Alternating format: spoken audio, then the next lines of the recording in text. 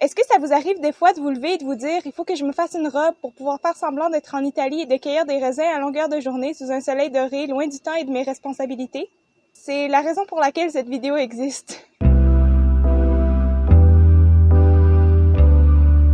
Je m'appelle Aliénor et aujourd'hui je vais vous montrer comment j'ai cousu cette petite robe droite à coupe empire et à manches bouffantes. J'ai drapé le patron moi-même, mais je vais vous montrer les dimensions de mon patron plus tard dans la vidéo si jamais ça vous dit de le reproduire et de me rejoindre dans mon univers romantique de pacotille.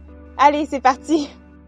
Pour draper mon modèle, je prends des grands morceaux de tissu de coton tissé et je les tends sur mon mannequin en les fixant avec des épingles. J'y vais pas mal à tâtons, je coupe le tissu pour qu'il soit bien à plat contre les courbes du mannequin. Et je viens dessiner le modèle que je veux.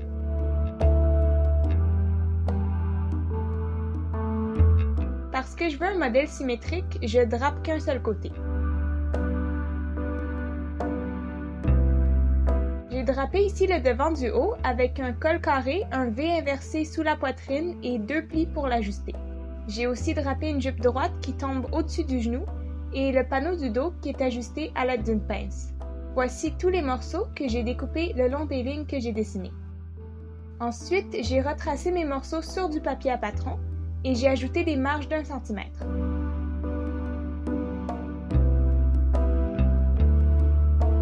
Même chose pour la jupe. Je découpe tous les morceaux de mon patron. Voici ce que ça donne. Voici les dimensions exactes, vous pouvez faire pause si vous voulez les noter. Les marges sont comprises. Ça correspond à une taille small ou 36 à peu près. Je vais mettre mes mesures exactes dans la description. Pour les manches, je vais prendre celles de la blouse Norma de Fibre Mood. Je les trace sur mon papier et je vais les raccourcir de 20 cm. Vous pouvez prendre n'importe quel patron de manches bouffantes. Je découpe le patron des manches et puis je viens épingler toutes mes pièces de patron sur le tissu plié en deux en plaçant les devants du haut et de la jupe le long du pli. C'est les restants du tissu de lin que j'ai utilisé pour mon corset, il y en avait juste assez. J'ai passé 15 minutes à tout découper, 15 longues minutes que j'ai réduites à 15 secondes pour vous. Et puis voici toutes mes pièces. Je voulais poser des parmentures pour finir l'encolure, mais le tissu de la robe est presque transparent, donc les parmentures auraient paru à travers. Et en plus, elles sont lilas. Ouais, pas la meilleure idée. Je vais vous montrer comment j'ai fini le col finalement à la fin de la vidéo. Avant de continuer, je fais un point zigzag le long de tous les bords brus pour les empêcher de s'effilocher. Ici, je trace les pinces sur le patron du dos, je marque la pointe et les extrémités et je relie le tout. Je vais plier le tissu endroit contre endroit à l'emplacement de la pince de manière à ce que les deux lignes que je viens de tracer soient l'une par-dessus l'autre. Je couds le long de la ligne, c'est important de partir d'en bas et d'aller vers la pointe. En bas, faites un point d'arrêt.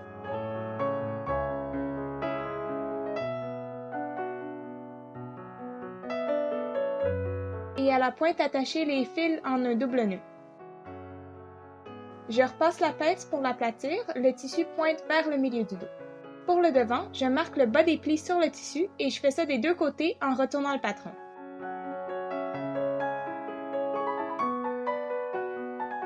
Je plie en ramenant les points l'un par-dessus l'autre vers le milieu du devant et j'épingle.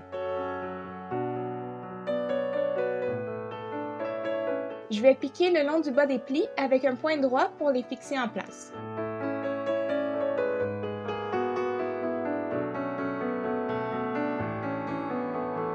Voici ce que ça donne. Là, il faut faire un petit tour de passe-passe pour coudre la jupe au haut à cause du V inversé. Je commence par tracer la marge de couture d'1 cm sur l'envers de la jupe et puis je fais une croix à la pointe du V. Disposez le haut contre la jupe, endroit contre endroit, et épinglez le long d'un côté du V seulement. Parce que la jupe est plus longue que le haut, j'ai fait un pli avec l'excédent de tissu, mais faites pas ça vous, je vais vous montrer la bonne chose à faire tantôt. Je couds le long de la marge que j'ai dessinée jusqu'à la croix.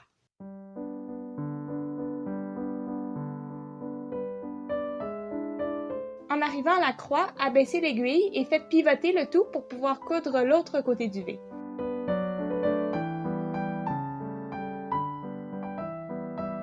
Ça vous donne un beau coin bien propre, mais j'aimais pas l'allure des pinces, alors j'ai décidé de froncer le tissu à la place. J'ai décousu les pinces, puis je viens coudre un point droit et long le long du haut de la jupe en m'arrêtant avant la pointe du V.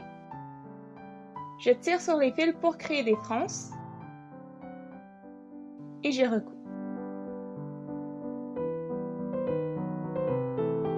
Si vous faites cette robe, faites les fronces avant d'attacher le haut et la jupe ensemble. Je trouve ça vraiment plus joli avec les fronces. Assemblez le dos en cousant le haut et la jupe ensemble, endroit contre endroit, à 1 cm du bord.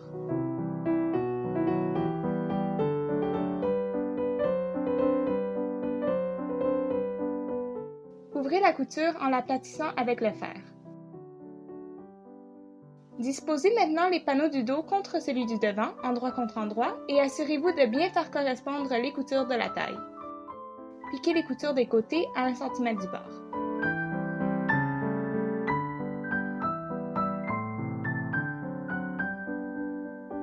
Piquez aussi les coutures des épaules à 1 cm du bord.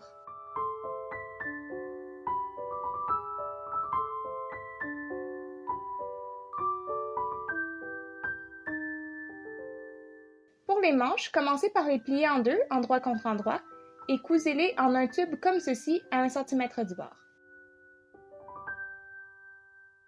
Piquez 2 rangées de points longs le long du haut de la manche qui vont vous permettre de froncer le tissu pour rendre les manches bouffantes.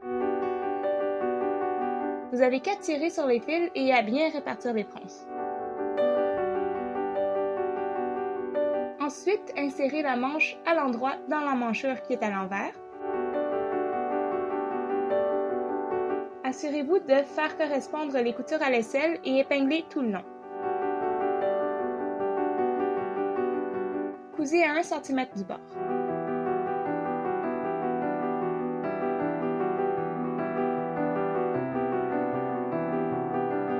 Quand on retourne, voici ce que ça donne.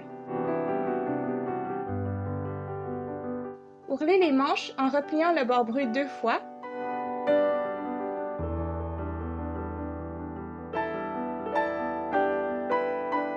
Je surpique l'ourlet le plus près possible du pli. Ensuite, découpez 2 morceaux d'élastique de la circonférence de votre bras pour resserrer le bas des manches. Cousez chaque morceau en un anneau. Ici, je marque 1 pouce ou 2,5 cm à partir de l'ourlet et je fais un trait tout le long de l'intérieur de la manche pour me guider quand je vais poser l'élastique. Je place des épingles à chaque quart de la manche et de l'élastique et je glisse la manche dans l'élastique. L'élastique est contre l'envers de la manche. Je vais étirer l'élastique pour faire correspondre les paires d'épingles à mesure que je couds.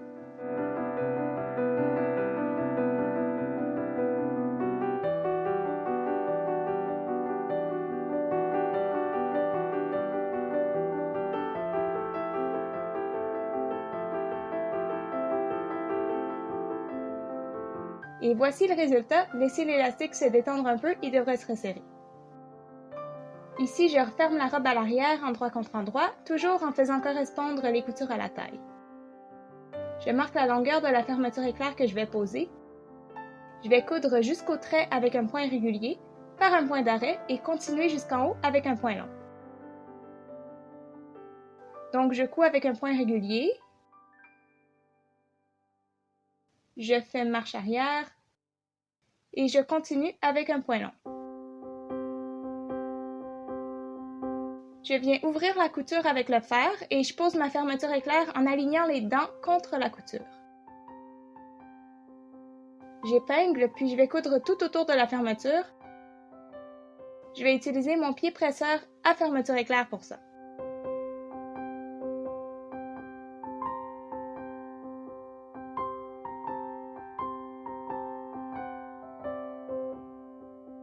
Quand j'arrive en bas de la fermeture éclair, j'abaisse l'aiguille, je fais tout pivoter et je couds en travers de la fermeture en actionnant l'aiguille à la main pour pas casser mon aiguille.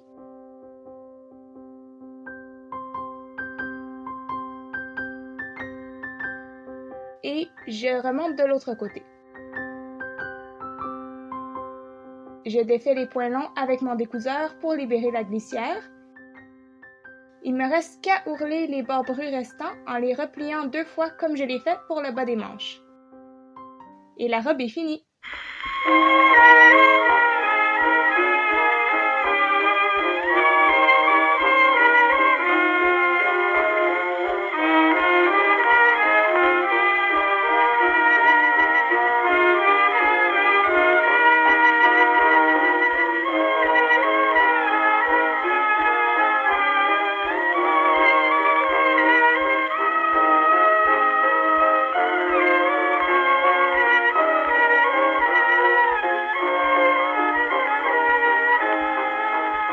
J'adore cette robe, elle est toute simple, mais les petits détails ajoutent de l'originalité et de l'élégance. Elle fait très cottagecore, elle me fait rêver de paysages bucoliques, de pique-nique, de verdure. C'est vraiment un modèle parfait pour du lin ou n'importe quel autre tissu qui garde bien sa forme. En tout cas, j'espère que cette vidéo vous a plu ou vous a appris quelque chose. Si jamais vous décidez de suivre ce tutoriel, je vous invite à partager des photos de votre création sur Instagram en m'identifiant pour que je puisse voir et repartager. Tant qu'à y être, vous pouvez me suivre sur Instagram aussi, je suis @artisanali. Si vous n'êtes pas encore abonné à ma chaîne, je vous invite à le faire maintenant pour pas manquer mes prochains tutoriels et vidéos. J'ai aussi une page Buy Me a Coffee où vous pouvez me soutenir pour le prix d'un café. J'apprécierais beaucoup, mais sentez-vous vraiment pas obligé. En tout cas, on se revoit dans la prochaine vidéo.